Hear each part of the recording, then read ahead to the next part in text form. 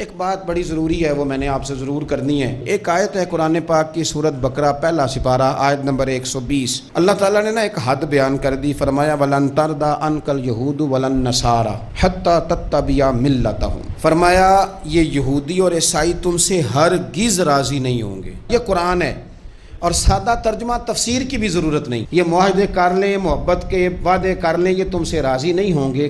کب راضی ہوں گے؟ حتیٰ تتبع ملتہم، یہاں تک کہ تم ان کے دین کی پیروی کرنے لگ جاؤ۔ میرا جب پہلی دفعہ پاسپورٹ بنا تو میں نے سارا پڑھا، کتابیں پڑھنے کا شوق تھا شروع سے۔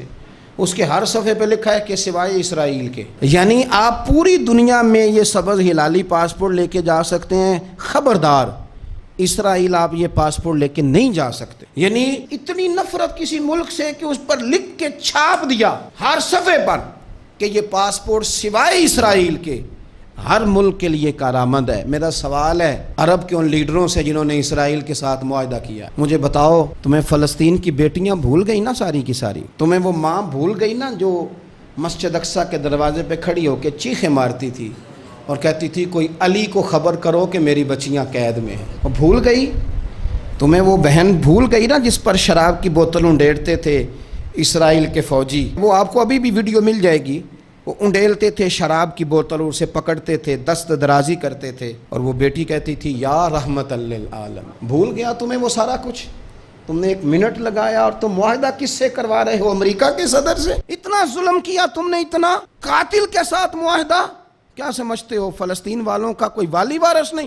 سنو، میرے رسول کریم صلی اللہ علیہ وسلم نے فرمایا میرا کوئی مالدار امتی دنیا سے چلا جائے، پیسے جائیدادیں چھوڑ کے جائے تو اس کی اولاد میں بانٹ دینا، لیکن اگر اس کے ذمہ قرضہ ہو تو میرے پاس آ جانا، میں اپنے امتی کا قرض ادا کروں گا۔ جس کا کوئی وارث نہیں ہوتا مدینے والا اس کا وارث ہوتا ہے، میں قرض دوں گا اپنے امتی کا۔ کیا سمجھتے ہو فلسطینی لاوارث ہے؟ صبح قیامت نبی پاک تم سے سوال کریں گے، تمہیں اللہ کے حضور حاضری دینی ہے۔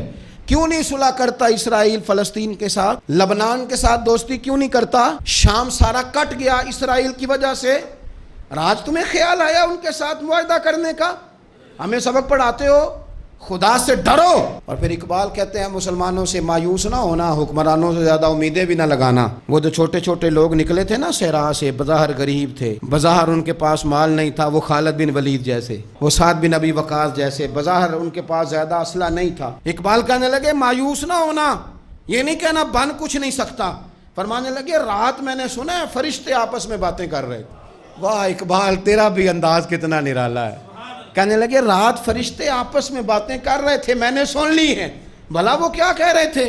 یہ سارے لوگ نا خالد بن ولید، سعد بن ابی وقاص، یہ صحرا کے رہنے والے تھے، اور اس وقت کی سب سے سپر پاور روما کہلاتی تھی۔ الٹ پلٹ کے رکھ دی ساری رومی سلطنت۔ تو اقبال کہنے لگے رات فرشتے آپس میں باتیں کر رہے تھے کہ سنا ہے پاکستان کے، ہندوستان کے مسلمان جوان مایوس ہو گئے۔ کہنے لگا نہ مایوس ہونا، نکل کے صحرا سے، جس نے روما کی سلطنت کو الٹ دیا تھا، نکل کے صحرا سے۔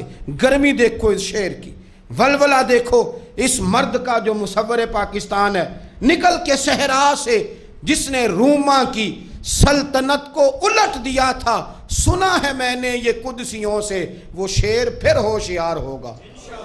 وہ کل باتیں کر رہے تھے کہ بہت سارے ان میں سے پھر جاگ گئے اور بڑی جلدی وہ بلاک بنائیں گے۔ سنا ہے میں نے یہ قدسیوں سے کہ وہ شعر پھر ہوشیار ہوگا، وہ آئے گا میدان میں، نکلے گا، اور انشاءاللہ یہی چراغ جلے گا تو روشنی ہوگی۔